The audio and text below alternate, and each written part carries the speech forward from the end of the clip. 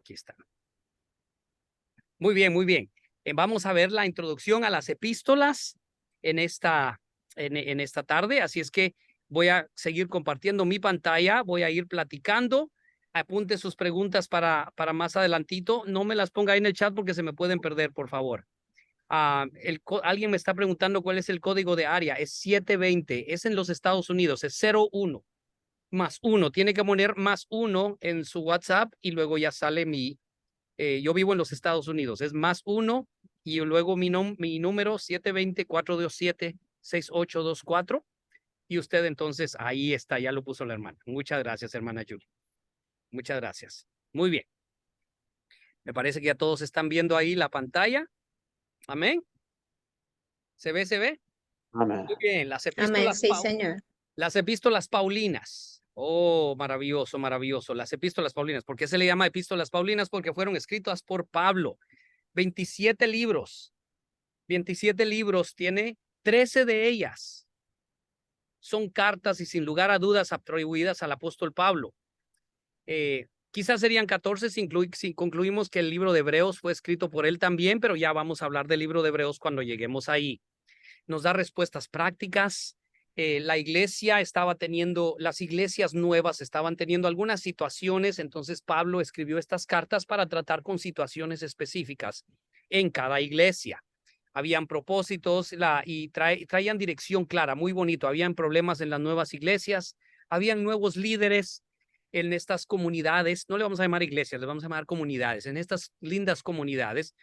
Y los líderes tenían poca experiencia. Pablo atendía a eso, los ayudaba y algunas veces no podía viajar, entonces les escribía cartas hablándoles y dándoles instrucciones acerca de las cosas específicas. Como pastores y como líderes, tenemos que conocer bien el contenido de las epístolas, porque ahí está la respuesta a los desafíos de la era contemporánea. Si usted dice, pastor, o a su mentor o hacia alguien y le dice, mire, estoy teniendo ciertos problemas, este tipo de problemas, es muy seguro que ya estén resueltos o por lo menos se nos da una guía en las epístolas paulinas. Pablo era muy específico a quién le escribía, qué le escribía y por qué escribía en las cartas.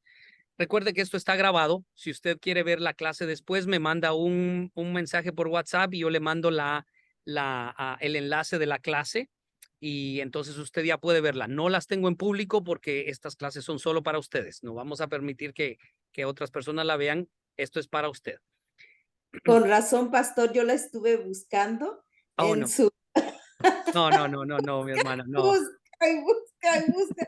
Dije, no, yo creo que... No. Estamos siendo muy respetuosos de los alumnos de esta clase. Los alumnos de esta Ok. clase, sí. No hay problema, mi hermana. Solo me escribe y le mando el enlace. Amén. Ok, muchas gracias. Amén. Fíjese que aquí dice muy específico, son composiciones literarias, no eran para crear un sistema. No podemos decir, yo voy a correr mi iglesia como se corría la iglesia de Corinto, o yo quiero que mi iglesia sea como la iglesia de Éfeso, o yo creo que mi iglesia sea... No. Estas eran obras literarias, no eran un sistema, eran solo ayudas a la iglesia, ayudas. Por eso nosotros tenemos la gran ventaja de verlas todas para la ayuda que necesitamos. Me encanta esto. Era para la multiplicación de discípulos en lugares donde el evangelio no había sido predicado, de donde no habían iglesias locales establecidas. Multiplicación de discípulos. Yo sé que en la otra clase están hablando de esto. Entonces me fascinó este detalle. Las iglesias establecidas que estaban fundando nuevos grupos de multiplicación de discípulos. A veces queremos abrir una iglesia antes de abrir un centro de multiplicación de discípulos, ¿verdad que así nos ha pasado a veces? Nos juntamos un grupo y decimos, wow, vamos bien, gloria a Dios, y decimos, vamos a abrir una iglesia. Primero, prediquemos el evangelio. Primero, hagamos discípulos, a eso fuimos llamados. Así es que la clase anterior, póngale mucha atención. La clase anterior, la clase de discipulado, porque es la estrategia. Ese fue el llamado, esa es la gran comisión, ir y hacer discípulos. Las iglesias las fundamos como centro de entrenamiento para aquellos que están multiplicándose en discípulos. Así es que mantengamos eso en mente y en nuestro corazón. Amados, asegúrate de estarte multiplicando como discípulo de Jesús. La meta no es el cielo, la meta es ser como Jesús mientras estamos aquí. Y necesitamos multiplicarnos como discípulos, como discípulos. Amén. Vamos a ver un poco de la vida de Pablo, la cronología de la vida de Pablo. Me interesa que veamos cómo es que ocurrió la vida de Pablo y cómo es que va. Aquí está. Voy a moverme rapidito, solo voy a leer. Una vez más va a estar ahí en el video. Si usted quiere hacer una captura de pantalla, este es un buen momento para hacer eso. Nació en Tarso, era judío por raza, pero era ciudadano romano. ¿Por qué? ¿Por qué? Porque uno de sus padres era romano y el otro era judío. Entonces, esa es la que, y Pablo usaba ese detalle en su vida como no tenemos idea. Dice que lo capturaron los romanos y les dijo, hey, soy judío. No, dijo, cuando lo capturaron los romanos, dijo, soy romano. Entonces tenían que tratarlo de cierta manera. Y cuando los judíos lo agarraban, decía, soy judío. Lo tenían que tratar de cierta manera. Entonces, si los judíos le querían hacer algo, decían, no me pueden tocar, soy ciudadano romano. Entonces era muy estratégico Pablo con ese detalle. De niño sabemos que se fue a vivir a Jerusalén. A los 15 años estudió bajo un maestro increíble que se llamaba Gamaliel, uno de los 3 discípulos secretos de Jesús. Jesús tenía 3 discípulos secretos, pero muy activos. Nicodemo, ¿okay? José de Arimatea y Gamaliel. 3 que lo seguían. Y uno de ellos fue maestro de Pablo. Sabemos que tanto era su celo que empezó a perseguir a la iglesia de Cristo. Se fue a Damasco, camino a Damasco, Jesucristo se le reveló y entonces ahí se encontró con Jesús. ¿Quién ha oído el canto de que Pablo iba camino a Damasco y se cayó del caballo? ¿Alguien ha oído ese canto? Sí, no. Okay. La Biblia no dice que Pablo se cayó del caballo, ¿ok? Por favor, no anden diciendo que Pablo se cayó del caballo camino a Damasco. Alguien dijo una vez, con razón quedó ciego, cayó de cabeza del caballo. No, no fue eso, no. Pablo no iba en caballo cuando iba camino a Damasco. Leamos bien nuestra Biblia, por favor, detalles exactos. En Damasco fue bautizado, conocemos eso leyendo el libro de los Hechos, y cuando Pablo menciona su testimonio, la próxima semana le voy a mostrar las 3 narrativas del testimonio de Pablo y vamos a ver las diferencias, qué contaba, cuándo contaba y por qué contaba. Entonces, muy importante eso, muy importante eso. Continuemos. Después de su conversión se fue a Arabia, ahí recibió revelación de Dios, reflexionó, volvió a Damasco, estuvo predicando un tiempo, los judíos querían matarlo, se escapó. Usted conoce la historia, dice que lo bajaron por lo metieron en un canasto y lo bajaron por un muro y ahí huyó. Fíjese en el punto número 7 y quiero que pongamos mucha atención a esto. A los 13 años de su conversión fue que llega a Jerusalén. Los judíos todavía le tenían miedo. Bernabé lo absorbe, lo abraza, se lo lleva a Bernabé. Estuvo en Jerusalén 15 días y tuvo que salir porque algunos judíos procuraban matarle. ¿Qué es el punto que quiero tener en esto? El punto es que Saulo no fue que se convirtió y de inmediato empezó a predicar y empezó a escribir. 13 años, amados, 13 años después. Fíjese, qué interesante eso. A veces pensamos que ya estamos listos y Dios dice todavía no, mijo. Todavía te necesito en la casa del alfarero un rato. Pero a veces pensamos que no estamos listos y dice Dios, sí estás listo. Entonces tenemos que ser muy atentos a la voz del Espíritu Santo, muy atentos a la voz del Espíritu Santo. Luego se fue a Tarso, donde predicaba el evangelio. Ahí probablemente empezó a establecer iglesias allí. Continuando su vida. Fue traído a Antioquía por Bernabé, pasó un año enseñando ahí en la iglesia, participó de una gran hambre, llevó una ofrenda a la iglesia de Antioquía, de una ofrenda de la iglesia de Antioquía a Jerusalén, muy lindo. Pablo promovía mucho el compañerismo entre las comunidades de fe. Luego es enviado como misionero y empieza su primer viaje. Ahí pusimos la lista de las ciudades donde estuvo en el primer viaje. Usted puede encontrar todo eso en la Biblia. Luego fue a Jerusalén al famoso concilio de Jerusalén, donde al fin se decidió que los gentiles no tenían que guardar la ley judía para ser salvos. ¿Usted recuerda todo ese conflicto? la gente gentil se convertía al cristianismo y los judíos les decían, bueno, se tienen que circuncidar, ya no pueden comer esto, ya tienen que hacer esto, tienen que guardar el sábado, y les daban una gran lista de cosas. Pero ahí en el Concilio de Jerusalén, gracias a la intervención de gentiles aprobados por Dios, se llegó al acuerdo de que no tenían que participar de guardar las leyes judías. Viene el segundo viaje misionero de Pablo, pasa por Antioquía, Asia Menor, nos da los nombres de algunas de las ciudades, Macedonia, Filipos, Tesalonia, Berea. Ahí en Berea dice que había un grupo de unos tremendos, los bereanos, que cuestionaban todo. Me encanta ese grupo. Dice que les llevaban una enseñanza y agarraban la escritura, agarraban la ley, agarraban el Antiguo Testamento, agarraban todo y lo cuestionaban. Y decían, no, no es cierto, no es así. Es maravilloso los de Berea. Maravilloso, maravilloso. Ojalá tuviéramos muchos bereanos en la iglesia, en todas partes, que dicen, no estoy muy de acuerdo con lo que se dijo. A mí me encantan que hayan bereanos en mi iglesia, para que vengan y me digan, pastor, usted dijo tal cosa, usted dijo que Saulo se cayó del caballo y no es cierto.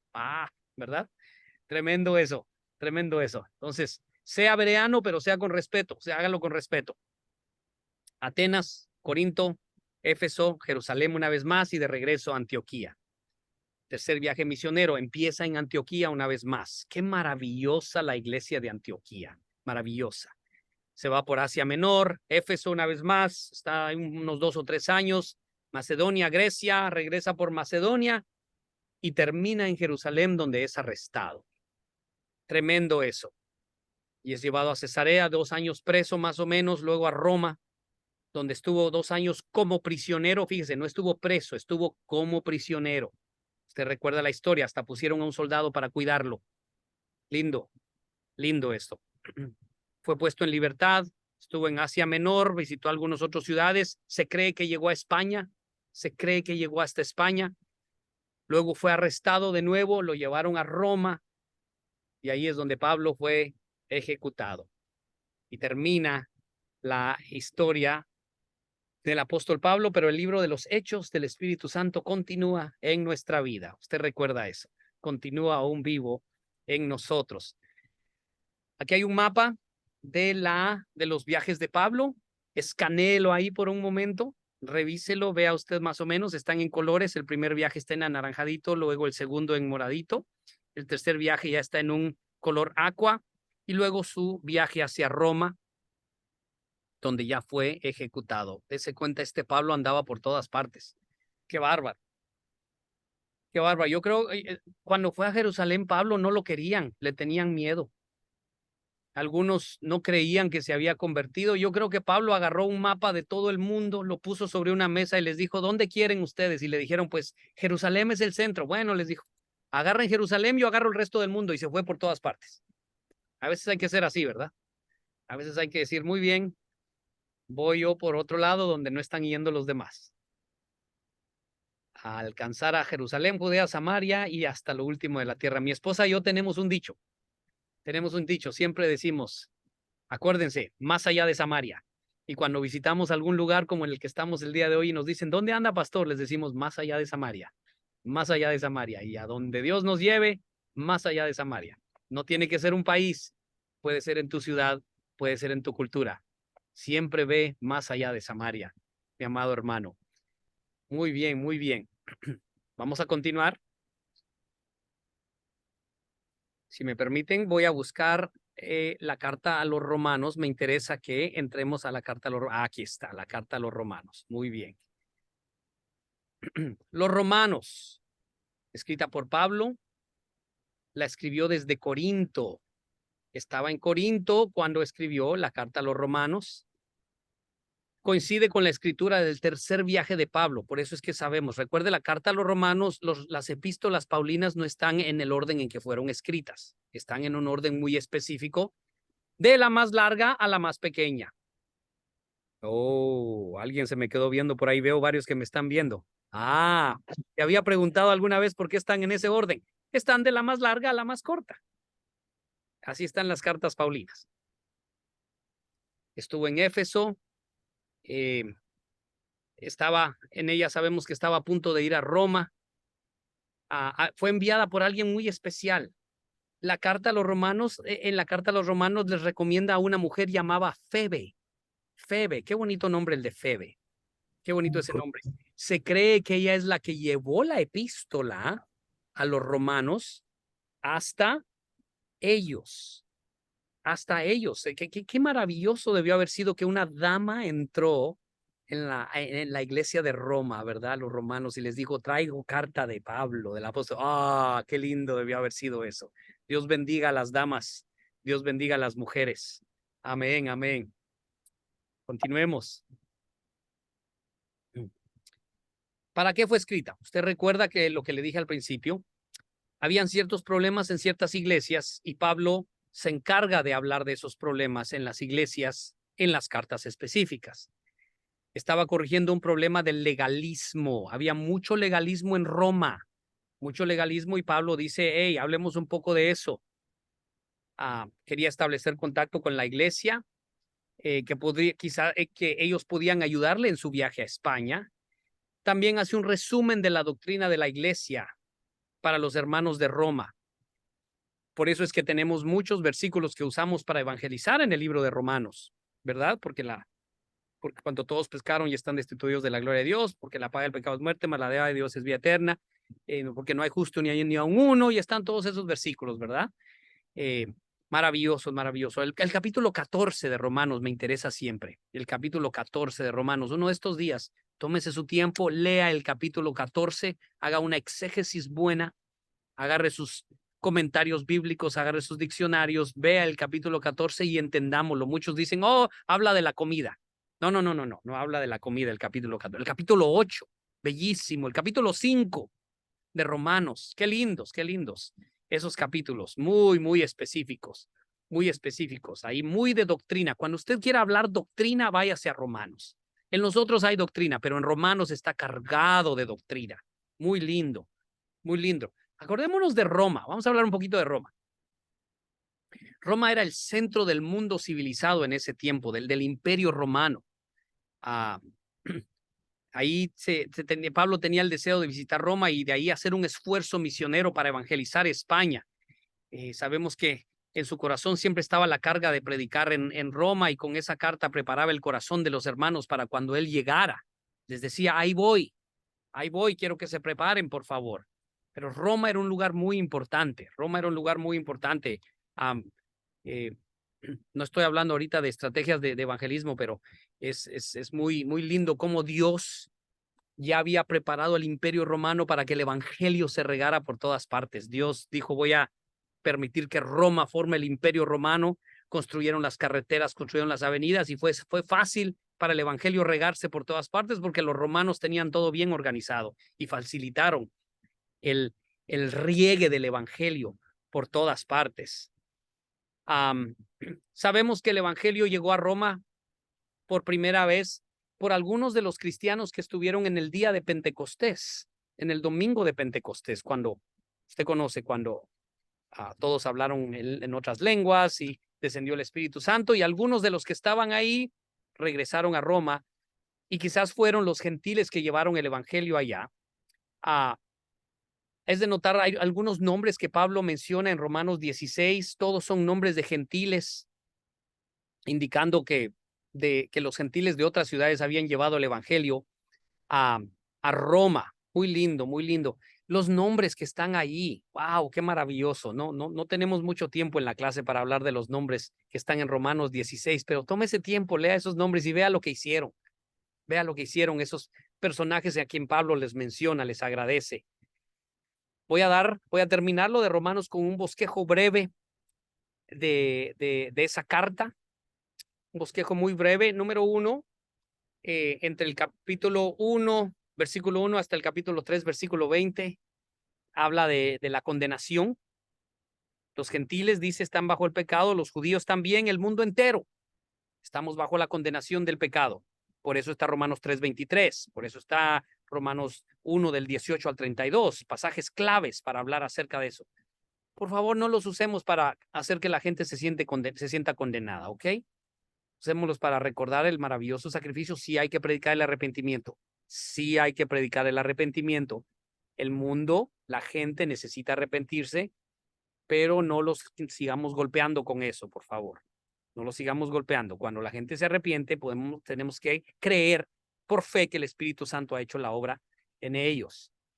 Número 2, entre los capítulos 3 al 5 está la justificación. Justificación, se nos da el ejemplo de Abraham y acordándonos que sin dejar de expresar cómo la justificación es experimentada, es algo que se experimenta, algo que se experimenta. Luego viene la santificación. Qué maravillosa manera. ¿Quién se recuerda el cuadro que hice la última vez que tuvimos? ¿Quién recuerda ese cuadro? ¿Se acuerda que le dije primero la salvación, la justificación, la santificación? ¿Se acuerdan de todo eso? Todo está en ese cuadro. Algunos me han pedido que lo repita. Esta semana no lo voy a hacer, pero la otra semana voy a repetir eso para que practiquemos, porque eso estuvo muy bueno. Lo dimos aquí en México. Fue una bendición eso. Fue una bendición eso. Entonces, vamos a practicar en eso. Vamos a practicar en eso.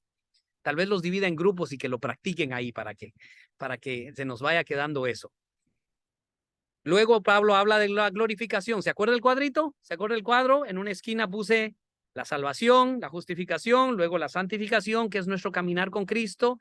Tenemos el conflicto interno, la lucha espiritual y llegamos a la glorificación. Eso está ahí en Romanos capítulo 8. Amén. Y luego nos habla de la vindicación. ¿Qué se refiere eso? ¿Qué se refiere? Miren, acordémonos que la nación de Israel había sido elegida. Usted puede ir viendo ahí todo eso entre los capítulos 9 al 11 y luego nos da unos capítulos de aplicación. La aplicación. Se nos dice la justicia no solo debe ser predicada, debe ser practicada. Hay que vivir una vida consagrada a Dios, hay que estar sujetos a las autoridades, hay que considerar al débil. Y luego finaliza hablando de su fidelidad en el ministerio, de su futuro. Menciona a algunos amigos y da una bendición final tan preciosa, tan preciosa, tan preciosa. Muy lindo, muy lindo, muy lindo. Voy a leer la bendición final de Pablo.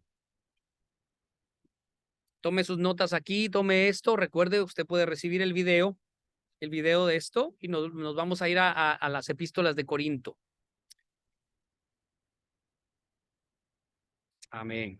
Voy a parar esto mientras leemos aquí la bendición que Pablo da al final de su capítulo. Romanos capítulo 16. Voy a leer la Reina Valera. La Reina Valera. Amén. Escuche, qué lindo. ¿Está listo? ¿Está listo? Esto es bello. Escúchelo, absórbalo y recíbalo. Y al que puede confirmarnos, según mi evangelio y la predicación de Jesucristo, según la revelación del misterio que se ha mantenido oculto desde los tiempos eternos. ¡Oh, qué bello esto! Pero que ha sido manifestado ahora y que por las escrituras de los profetas, según el mandamiento de Dios eterno, se ha dado a conocer a todas las gentes para que obedezcan la fe. Al único y sabio sea gloria mediante Jesucristo para siempre. Amén. ¿Quién dice amén a eso? Déme un amén ahí, déme un amén ahí. Qué lindo termina Pablo eso. Qué maravilloso, Amén, qué amén. maravilloso. Santo es el Señor. Uy, hasta ganas de orar dan ahorita. Santo es el Señor. Amén, amén. Muy bien, muy bien. Agarre su pergamino de Romanos, enróllelo. Ahí enrolle su pergamino de Romanos. Saque un pergamino nuevo y extiéndalo. Y extiéndalo y nos vamos a meter en lo que es las epístolas de primera y segunda de Corinto. Me voy a mover rápido.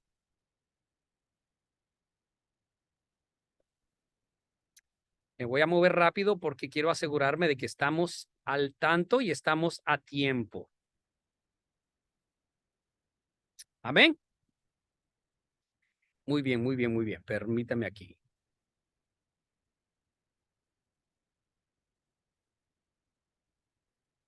¿Está listo? ¿Está listo? Ahí va. Muy bien. ¿Ya lo alcanza a ver? Primera y segunda de Corintios. Primera y segunda de Corintios. Muy bien. Tome su pluma y empiece a escribir ahí. Empiece a escribir acerca de Corintios. En Primera Corintios, Jesucristo se le presenta como nuestro Señor. Fue escrita en Éfeso y está dividida en dos secciones principales. En Corintios, cuando usted lea Corintios, cuando usted predique, cuando usted enseñe de Corintios, puede estar seguro que hay dos cosas. En el capítulo 1 al 6 son las cosas de las cuales él había oído. Y en los capítulos del 7 al 16 son las cosas de las cuales le habían escrito. Usted puede ver el lenguaje que usa Pablo. Dice, he oído que entre vosotros tal cosa. Y luego dice, se me ha dicho. Le habían escrito a Pablo. Entonces trata de las cosas que le habían oído y trata de las cosas que le habían escrito. ¿Por qué? ¿Por qué? ¿Por qué? Vamos a ver ese detalle. Muy bueno. Mire, vamos a ver tocante a las cosas que él había oído. Vamos a ver cómo podemos desarmar la epístola para poder entenderla, porque muchas veces cuando hablamos de Corintios siempre nos vamos al capítulo 13, ¿no? Del amor o de los dones espirituales. Ahí dejamos todo lo demás. No podemos hacer eso. En los capítulos 1 al 4, fíjese, después de una introducción muy breve, entre los versículos 1 al 9, muy linda, Pablo ataca de inmediato el problema de la falta de unión en la iglesia. Fíjese que estoy usando, no dije la palabra unidad, es la falta de unión en la iglesia. Son dos cosas distintas. Y Pablo ataca de inmediato. Si quiere ver cómo está eso, lea los capítulos ahí, especialmente el versículo 10. En el versículo 10, déjeme se lo voy a leer. Siento que necesitamos leer ese capítulo, ese versículo 10. Fíjese lo que dice. Os ruego pues, hermanos, por el nombre de nuestro Señor Jesucristo, que habléis todos una misma cosa y que no haya entre vosotros divisiones, sino que estéis perfectamente unidos en una misma mente y en un mismo parecer. Dijo perfectamente unidos, pero note cómo habla de otras situaciones. Está diciendo tenemos una falta de unión. Hay una falta de unión entre nosotros. Luego, en el capítulo 1, versículos 17 y 20, levanta en alto la cruz de Cristo. Levanta en alto la cruz de Cristo. Muy lindo eso. Muy lindo eso. Vamos a ver el versículo 30. Permítame leerle el versículo 30 del capítulo 1. Usted tome nota, yo le leo el versículo 30. Fíjese lo que dice. Qué lindo verso, qué lindo. Absórbalo, absórbalo. Mas por él estáis vosotros en Cristo Jesús, el cual nos ha sido hecho por Dios sabiduría, justificación, santificación y redención. ¡Qué bárbaro! En un verso nos tira todo eso, lo voy a leer. Mas por él estáis vosotros en Cristo, el cual nos ha sido hecho por Dios sabiduría, justificación, santificación y redención.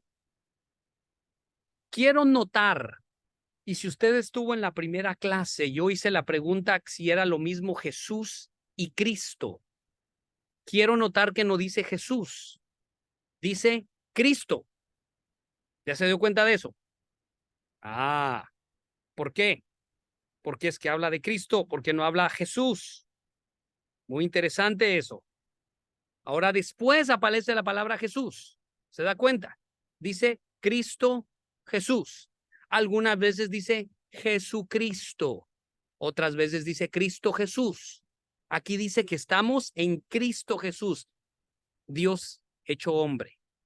¿Okay? Tenemos que tener tenemos que poner mucha atención a leer, especialmente el nombre maravilloso. A veces dice Jesús, a veces dice Cristo, a veces dice Jesucristo, a veces dice Cristo Jesús. En esta ocasión dice Cristo Jesús y nos dice sabiduría, justificación, santificación y redención. Qué tremendo eso. Continuemos. Seguimos hablando de las cosas que había oído en el capítulo 4. Pablo nos demuestra que el orgullo es una de las causas principales de las disensiones y contiendas. En el capítulo 5 habla de la inmoralidad. Les dice qué hacer con el que está en pecado. Fíjese, a veces nosotros creamos reglas o creamos castigos para los que están en pecado. Si usted quiere saber qué se hace, está ahí en el capítulo 5 de Primera Corintios. Leámoslo con sabiduría y apliquémoslo con gracia. ¿Oyó lo que dije? Leámoslo con sabiduría y apliquémoslo con gracia. ¿Ok? A eso está en el capítulo 5. En el capítulo 6 habla de los pleitos. Oh, especialmente en los versículos 5 y 6. ¡Qué barbaridad! Parece que habían pleitos serios ahí, entre ellos. Y Pablo les habla acerca de eso. Pablo les habla acerca de eso. Voy leyéndolos. Versículos 5 y 6. Para avergonzaros lo digo. Santo Dios, les dice Pablo, los voy a avergonzar un ratito, ¿ok? Para avergonzaros les digo esto. ¿Por qué? ¿Por qué no hay entre vosotros sabio ni aun uno que pueda juzgar entre sus hermanos, sino que el hermano con el hermano pleitea en juicio, y esto ante los incrédulos? ¡Qué bárbaros! Les estaba diciendo, se están peleando entre ustedes, ni siquiera tienen a alguien sabio que puede solucionar las cosas. Por favor, y lo peor, les dice Pablo, lo hacen frente a los incrédulos. Qué mal testimonio están dando. Qué mal testimonio están dando. Qué lindo esto. Esas son las cosas que había oído Pablo. Vamos a continuar a ver las cosas que le habían escrito, tocante a las cosas de las cuales le habían escrito. Número 1, acerca del casamiento, en el capítulo 7, versículos 3 y 14. Versículos 3 y 14 nos habla acerca del casamiento. ¿Usted ha oído esto? El marido cumpla con la mujer, el deber conyugal, y asimismo la mujer con el marido. Dese cuenta. No solo habla de la boda, habla del casamiento, no solo del matrimonio, habla del casamiento. Versículo 14 también. Los capítulos 8 al 10 habla acerca de las ofrendas a los ídolos. Algunos dirán, pastor, eso era de antes, ya no se ofrecen ofrendas a los ídolos. Léalos con sabiduría, aplíquelos con gracia y con entendimiento. También le pedían consejo acerca de las cosas sacrificadas a los ídolos. Antes de contestar, me encanta, capítulo 8, versículo 1. Antes de contestar, Pablo amonesta contra el orgullo intelectual. Ah, qué tremendo problema. A veces tenemos un orgullo intelectual fuera de control. Fíjese, se lo voy a leer. En cuanto a lo sacrificado a los ídolos, sabemos que todos tenemos conocimiento. Y de un solo se va Pablo. El conocimiento envanece, pero el amor edifica. Punto. Qué bárbaro. Qué bárbaro. Qué bárbaro. Luego habla acerca de la libertad cristiana en los versículos 7 al 12. Santo Dios. En los versículos 7 al 12 habla acerca de la libertad cristiana. Podemos leerlo allí. Luego en el capítulo 9 habla acerca de la compensación del ministro. Oh, uno de esos detalles que a veces son conflictos, ¿verdad? No nos da tiempo hoy, pero sería bueno revisar eso un poco. Honremos a los ministros, honremos a los pastores, ¿ok? Yo no sé en tu país, pero en varios de los países que hemos visitado, el mes de octubre es el mes de apreciación de los pastores. No sé en qué fecha lo hacen en tu país, pero sea cual sea la fecha, te animo que honres a tus pastores. Honres a tus pastores. Continuemos. El capítulo 11 ya se mete a la iglesia, Pablo. Ya se mete a la iglesia. Habla un poco de la conducta en la iglesia. En el capítulo 12 al 14. Fíjese cómo los puse. Los engrupé aquí. Les dice, ustedes se reúnen, pero no se unen. ¿Que no es lo mismo, pastor? Claro que no. La pandemia nos enseñó que nosotros solo nos reuníamos. Perdón, sí, la pandemia nos enseñó que nosotros teníamos reuniones, pero tal vez no nos reuníamos. Y tal vez nos reuníamos, pero no nos uníamos. Ah, sonó como un buen trabalenguas eso, ¿verdad? Lo voy a repetir. La pandemia nos enseñó que teníamos reuniones, pero tal vez no nos reuníamos. Y tal vez nos reuníamos, pero no nos uníamos. Y Pablo nos habla de esto entre los capítulos 12 y 14. Nos dice primero son cuerpo. Acuérdense de eso. Luego el vínculo que los une es amor y luego son una comunidad. Así está el resumen de los 3 capítulos. Por favor, recuerde que el capítulo 13 no fue escrito para no fue escrito solo para que lo usáramos los días de las bodas, ¿ok? El capítulo 13 fue escrito para una iglesia, a una iglesia. Tenemos que leerlo de esa manera. Tenemos que leerlo de esa manera. El capítulo 15 habla de la resurrección. Note esto, note esto. El capítulo 15 es el capítulo más largo del Nuevo Testamento que habla acerca de la resurrección. Recuerde eso. Es el capítulo más largo. Si usted quiere buscar un capítulo largo que habla acerca de la resurrección, vaya hacia el capítulo 15 del libro de Primera Corintios. Qué lindo capítulo, maravilloso, maravilloso.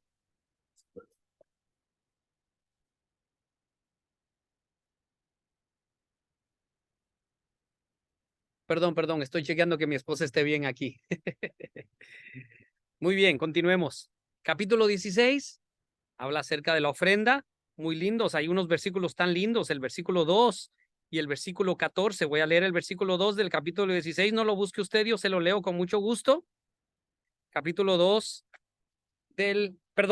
versículo 2 del capítulo 16 dice que lindo, cada primer día de la semana, cada uno de vosotros ponga aparte algo según haya prosperado, guardándolo para que cuando yo llegue no se recojan entonces ofrendas.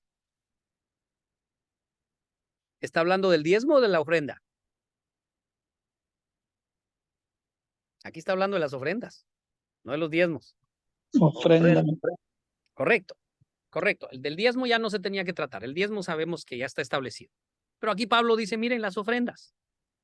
Aparte algo y póngalo ahí. Así cuando yo llegue no tienen que gastar tanto. Qué buen principio. Qué buen principio. Vea el versículo 14. Se lo voy a leer. Te voy a leer el versículo 14. Me encanta también. Velad.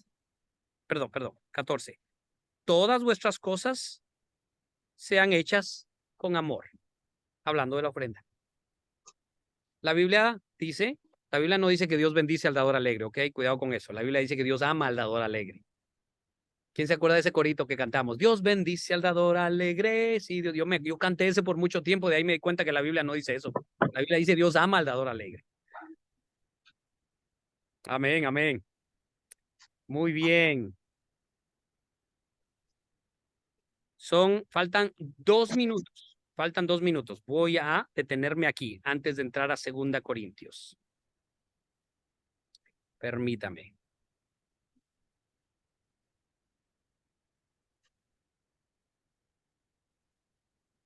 Muy bien. Muy bien. Voy a parar un momento